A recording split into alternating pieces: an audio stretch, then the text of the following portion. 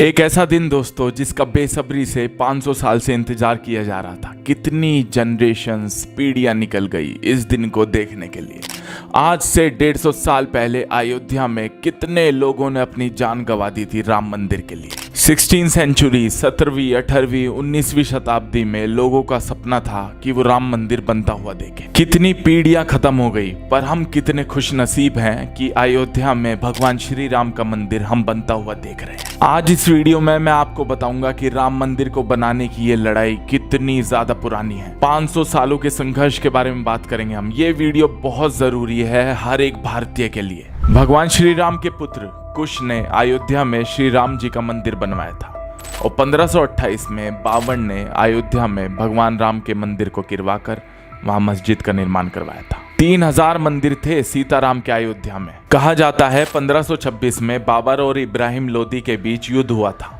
1528 तक बाबर की सेना अयोध्या पहुंची और तभी उस मंदिर को तोड़वाया। लेकिन 250 साल होने के बाद भी हिंदू इस बात को नहीं भूल पा रहे थे कि भगवान राम के जन्म स्थान की जगह पे मंदिर तोड़ के मस्जिद कैसे बनाती। 1826 में मोंटगोमेरी मार्टिन की एक रिपोर्ट आती है कि मस्जिद के जो पिलर्स हैं वो मंदिर से ही लगाए गए हैं। उसके बाद एक ही जगह पूजा और नमाज होने लगी। 1885 में ये बात अदालत तक पहुंची, पर अदालत ने कुछ सुनवाई नहीं की। फिर 1947 पे जब देश आज़ाद हुआ, उसके बाद लोगों को लगा कि हमें आज़ादी मिल गई है, अब तो राम मंदिर बन ही जाएगा। पर किसी भी नेता की बातों से नहीं लगा कि राम मंदिर बन जाएगा। फिर 1949 में विवादित जगह से घंटियों की आवाज़ आती है। वहाँ श्री राम की पूजा हो रही होती है।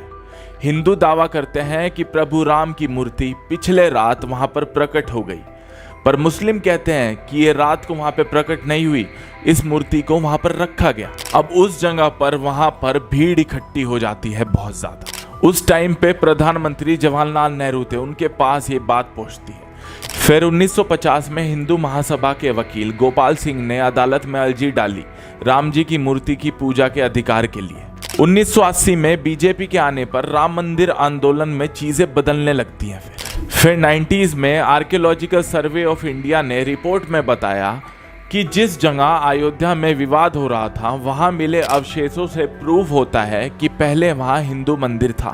फिर 9 जनवरी 2019 में सुप्रीम कोर्ट का फैसला आता है कि विवादित जमीन राम जन्मभूमि ट्रस्ट को दे दी जाए। ये जो स्ट्रगल है ना दोस्तों, बहुत लंबा है प्रभु राम मंदिर के बनने का। बहुत लोगों ने अपनी जान गंवाई है इस मंदिर के बनने में। 500 सालों के इंतजार के बाद अब अयोध्या में भव्य राम मंदिर में रामलला की प्राण प्रतिष्ठा 22 जनवरी को प्रधानमंत्री नरेंद्र मोदी द्वारा की जाएगी। इस पल का इंतजार कितने सालों से था। ये जो सपना है काफी बड़ा है और जो अभी पूरा होने वाला है। दुनिया भर में रहने वाले करोड़ों हिंदुस्तानियों के लिए ये एक बहुत बड़ा दिन और खुशी का दिन है। 25 लाख फैमिलीज देश भर से अयोध्या आएंगे उस दिन के लिए। इस पल को अपनी आंखों से देखने के लिए 1000 से भी ज्यादा ट्रेन चलेंगे अयोध्या के लिए। नया एयरपोर्ट भी बन चुका है अयोध्या में। मैं आपको कुछ बातें बताता हूँ मंदिर से जुड़ी, जिसे सुनने के बाद आप हैरान हो जाओगे। मंदिर की नींव के लिए पूरे देश में से 2500 से भी ज्यादा पवित्र स्थानों से मिट्टी लाई गई है। यमुनोत्री, हल्दी घाटी, केदारनाथ, बद्रीनाथ, गंगा जैसे पवित्र स्थान शामिल है इसमें। 2000 फीट मंदिर के नीचे एक टाइम कैप्सूल को रखा गया है। राम जन्मभूमि अयोध्या और भगवान राम से जुड़ी कुछ बातें हैं इसके अंदर। इस टाइम कैप्सूल को जब हजारों साल बाद भी देखा जाएगा तो मंदिर से जुड़ी सारी बातें जान पाएंगे वो लोग जो इसे देखेंगे। भगवान राम की मूर्ति कई हजारों साल पुराने शालिग्राम शिला पावन पत्थर से बनी। ये नेपाल से लाया गया है। इस पत्थर को भगवान विष्णु का स्वरूप माना जाता है और भगवान राम उनके अवतार माने जाते हैं। 150 से ज्यादा नदियों के पवित्र जल का उपयोग हुआ है इस मंदिर की नींव रखने में। 8 बड़ी नदियां, 3 समुंदर और श्रीलंका में 16 से भी ज्यादा पवित्र स्थानों से जल लाया गया। अब मैं आपको कुछ क्लिप्स दिखाता हूँ राम मंदिर को लेकर कि अयोध्या में जो मुस्लिम परिवार रह रहे हैं उनका क्या मानना है, उनकी क्या सोच है, वो कितने खुश हैं। देखिए सामने। अदनान साहब, क्या लग रहा है? एकदम बिल्कुल, जितने भी श्रद्धालु आएंगे उनके लिए हम लोग का दिल से अपने घर का दरवाजा खुला हुआ है। आइए, रहे, कोई दिक्कत नहीं होनी पाएगी। क्या लग रहा है, इकबाल अंसारी भी अपना दरवाजा खोल के रहेंगे? हाजी महबूब साहब लोग तो हैं ही हैं, हम लोग हैं ही हैं, खोलना ही पड़ेगा। ये भी दरवाजे जी जी बिल्कुल। अभी 2 से 3 दिन पहले एक न्यूज आती है, मैं आपको एक न्यूज के बारे में बताता हूँ, जिसमें बोला जाता है कि राम मंदिर को बम से उड़ा देंगे, ये धमकी मिलती है। ये कहानी, ये षड्यंत्र जब आप पूरा सुनोगे ना तो आपका दिमाग हिल जाएगा और आपको पता लगेगा कि हमारे समाज में हमारे जो ये लोग हैं आसपास रहते हैं, इनकी सोच कितनी घटिया और गिरी हुई है। ये जो 2 लड़के हैं ना, इन्हें पुलिस ने अरेस्ट कर लिया है अभी। ये जो लड़के हैं, इन्होंने अपना नाम बदला और इन्होंने अपनी नकली ईमेल आईडी बनाई। ये जो नाम और ईमेल आईडी है, इन्होंने मुस्लिम नेम से बनाई। मैं आपको आगे स्टोरी बताता हूँ। और इन्होंने ये जो ईमेल आईडी बनाई और अपना नकली नाम रखा, उस ईमेल से धमकी भरे ईमेल्स भेजे और बोला कि बम से उड़ा देंगे हम मंदिर को। और यूपी के जो सीएम है योगी आदित्यनाथ जी, उनको भी धमकी दी। ये जो लेफ्ट में लड़का है ना, इसका असली नाम है ताहर सिंह, और जो राइट में लड़का है उसका नाम है ओम प्रकाश मिश्रा, और जो बीच में है इनका नाम है देवेंद्र तिवारी। और ये जो साजिश है ना, ये करी है इनमें, जो बीच में बैठे हैं ना ये तिवारी जी, इन्होंने। और ये जो 2 लड़के हैं, इन्होंने बोला इन्हें फेक आईडी बनाने के लिए, और इनका नाम रखवाया इन्होंने शारिक खान और जुबैर खान। इन नाम से किसी को भी लगेगा कि ये तो मुस्लिम है, और इनके अंदर कितनी ज्यादा नफरत है इस चीज को लेके। लोगों की गलत सोच बनेगी इस चीज को देखे। पर देखिए ना, हमारे देश में कैसा गलत माहौल बनाया जाता है, कैसी पॉलिटिक्स खेली जाती है कुछ लोगों द्वारा। अब सोशल मीडिया द्वारा ये बात पूरी स्टार्टिंग में फैल जाती गलत, और कुछ लोगों की वजह से हम सब मुस्लिम्स को टारगेट करते हैं, उन्हें बदनाम करते और विलन बनाने की कोशिश करते, और ये अलग अलग तरीके अपनाते, बोलते कि सब ऐसे।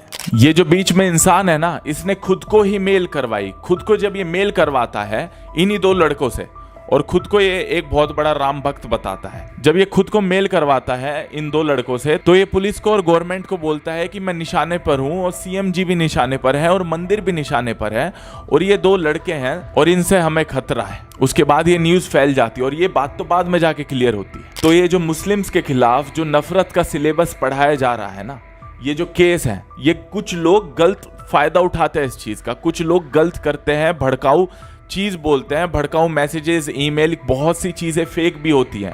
तो मैं आपको सिर्फ एक ही बात बताना चाहता हूं कि इंसान गलत होते हैं, पूरा मजहब गलत नहीं होता। कुछ इंसानों की वजह से हम पूरी कम्युनिटी, कुछ एक हिंदू की वजह से सबको गलत नहीं कह सकते, किसी एक मुस्लिम की वजह से, किसी एक पंजाबी की वजह से, सरदार की वजह से, क्रिश्चियन की वजह से। इंसान गलत होते हैं, उनकी परवरिश गलत होती है, उनके दोस्त गलत होते हैं, उनके विचार गलत होते हैं, ना कि एक इंसान की वजह से करोड़ों लोगों को आप गलत कह दोगे। दोस्तों, अब मैं बताता हूं आपको मंदिर की लंबाई के बारे में। मंदिर की लंबाई 380 फीट की है। इसकी जो चौड़ाई है वो 250 फीट की है, और जो ऊंचाई है वो 161 फीट की है। ये 3 मंजिला होगा मंदिर, और हर मंजिल की ऊंचाई 20 फीट होगी। इसके अंदर 392 पिलर्स हैं और 44 दरवाजे हैं। हैंडीकैप और जो बूढ़े व्यक्ति हैं उनके लिए लिफ्ट भी लगाई गई है मंदिर के अंदर। गाजियाबाद के एक विद्यार्थी हैं जिनका नाम है मोहित पांडे। उन्हें राम मंदिर के पुजारी के रूप में चयन किया गया है। इनकी एज सिर्फ 22 साल है। जब मंदिर में भगवान राम की सेवा के लिए पुजारियों की नियुक्ति होनी थी, उस टाइम पे देश भर से 3000 पुजारियों का इंटरव्यू लिया गया था। इसमें जो मैक्सिमम एज थी वो 30 साल तक की थी। इंटरव्यू के बाद 50 विद्यार्थियों का चयन राम मंदिर के पुजारी के रूप में किया गया है, और इसके अंदर मोहित पांडे भी शामिल है। श्री राम मंदिर को बनाने में मजबूती का बहुत अच्छे से ख्याल रखा गया है। इस पूरे मंदिर को पत्थर और कंक्रीट से बनाया गया है। 8.0 मैग्नीट्यूड तक का ये अर्थक्वेक को झेल सकता है और इसे कुछ भी नहीं होगा मंदिर को। 3 मूर्तिकारों ने भगवान श्री राम की बाल स्वरूप की प्रतिमा बनाई थी। बेंगलोर के GL भट्ट, मैसूर के अरुण योगीराज और राजस्थान के सत्यनारायण पांडे इसमें शामिल थे। अब 3 प्रतिमाओं में से एक को चुनना था, और जो इनकी लंबाई थी वो 51 इंच थी। अब इस चुनाव के लिए कमेटी बिठाई जाती है, और ये कमेटी मैसूर के मूर्तिकार द्वारा बनाई गई प्रतिमा को चुनते हैं। दोस्तों, वीडियो कैसी लगी आपको? मैं जानना चाहता हूँ आपकी खुशी, आप कितने ज्यादा खुश हो, और ये पता लग पाएगी मुझे सिर्फ कमेंट बॉक्स में। वीडियो ज्यादा से ज्यादा शेयर करें सब लोगों के साथ। सबको पता होना चाहिए राम मंदिर के बारे में, एक एक चीज के बारे में। ख्याल रखना अपना। जय श्री राम। बहुत खुशी की बात है और ये